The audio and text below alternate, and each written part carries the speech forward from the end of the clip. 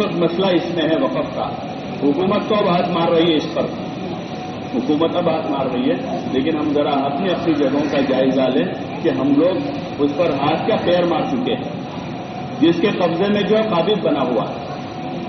حالانکہ وقف کی چیز کے استعمال کے لیے علماء نے جو مسئلہ لکھا ہے کہ بقدر ضرورت بوقت ضرورت.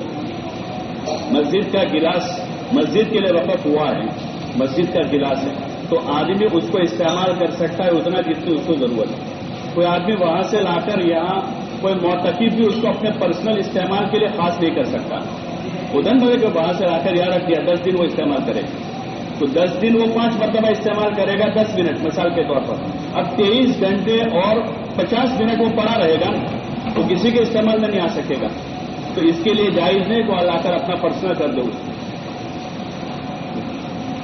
وہ جتنی دیر کسی کو ضرورت ہے وقف کی جتنی چیزیں ہوتی ہیں. مسجد میں آدمی آیا ہے تو نماز کے لیے ہے، عبادت کے لیے ہے، کلام پاک کی تلاوت کے لیے. مسجد سونے کے لیے نہیں ہے. ہاں ایک آدمی عبادت کرتے کرتے تھک گیا اور تھوڑے دیر ریسٹ کرنا چاہتا ہے کہ آگے اس کو پھر عبادت کرنی ہے. گھر جائے گا سستی میں پڑ جائے گا، نماز قضا بھائی ظہر کے بعد سے آدمی عبادت میں لگا 4 بجے کی عبادت کی، اب اس کو اثر پڑنی ہے اور وہ 1 گھنٹے کے لیے ریسٹ کر لیتا ہے، ٹھیک ہے. لیکن آدمی سونے کے لیے اس کو استعمال کر رہا ہے کہ صبح فجر بعد کہیں سے آ کر آدمی یہاں سوتا ہے 10 بجے تک 12 آرام سے اور پنکھا چلاتا ہے مسجد کا. اس کو مسئلہ معلوم کرنا چاہیے علماء سے کہ میرا یہ سونا کیسا ہے اور یہ پنکھا چلانا کیسا ہے. بقدر ضرورت بوقت ضرورت ہو.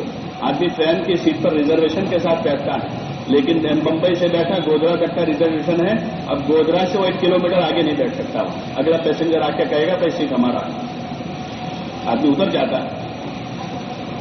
ایسے اگر کسی نے مجبوری میں دکان رکھی ہے، وقف کا کوئی مسجد کا مدرسے کا وقف کا کوئی مکان ہے، آدمی کو مجبوری تھی مکان نہیں تھا اس نے کرائے پر لیا ہے، تو وہ مہینے کے لیے 2 مہینے کے لیے 6 مہینے کے لیے سال کے لیے ہوتا ہے. اگر اس کی نیت صحیح ہے، اگر اس کی نیت اچھی ہے تو اللہ اس کو جو ہے جلد از جلد اس مکان کے کرائے سے نجات دے کر اس کا اپنا انتظام کروا دے. آپ کو ہزاروں قصے ملیں گے جو پرائیویٹ کرایوں پر تھے، 2 سال 3 سال 4 سال رہے، انہوں نے اپنا انتظام کر لیا.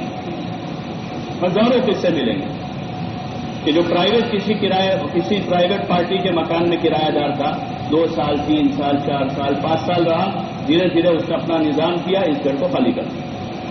پرائیویٹ پارٹی کی دکان تھی، آدمی کرائے پر تھا، 1 سال رہا 2 سال رہا، لجاجت کرتا رہا اس کو، بیٹھ خالی مت کرانا، میرا دھندا جم گیا. وہ کرایہ بڑھاتا ہے 25 سے، ارے بھائی اتنا نہیں، ایسا مت کرو، 10% بڑھا دو. اس کو خوشی سے 10% بڑھا کے دیتا ہے ہر سال 2 سال میں، ایگریمنٹ کر کے دیتا ہے. اور پھر وہ 5 سال 6 سال میں اپنی دکان والا بن جاتا ہے. لیکن آپ اکثر دیکھو گے کہ وقف کی ملکت کے دکاندار جو ہیں وہ پیڑھیوں سے چل رہے ہیں.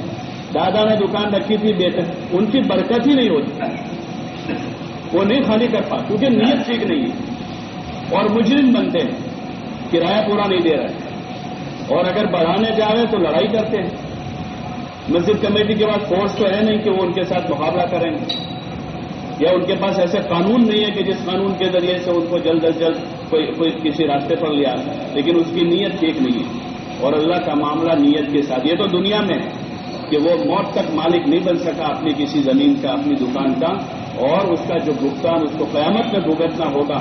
یا اس کی نسلیں عیش کرے گی، یا اس کی نسلیں اس کا استعمال کرے گی، لیکن قیامت میں اس وقف کی زمین دکان مکان کی وجہ سے جو اس کا گریبان ناپا جائے گا، جو اس کا گریبان پکڑا جائے گا، وہ حساب پھر وہاں کا الگ ہے. اس لیے سب سے پہلے تو ہم نے اس میں لات ماری ہے.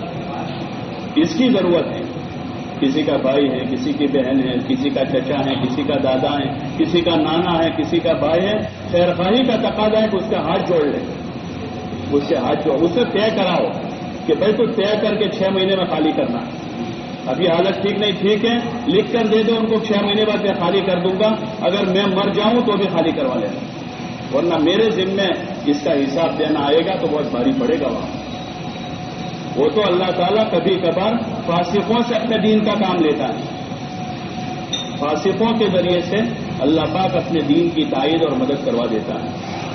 یہ جو ایشو اس وقت چھڑا ہے پورے ملک میں یعنی وہاں سے اوپر سے لے کر نیچے تک گاؤں دیہات تک اور سب جگہ پر، تو اس میں اصل ضرورت ہوئی ہے. وہ تو ہیں ہی اپنی جگہ پر کہ ان کو کوئی حق نہیں ہے.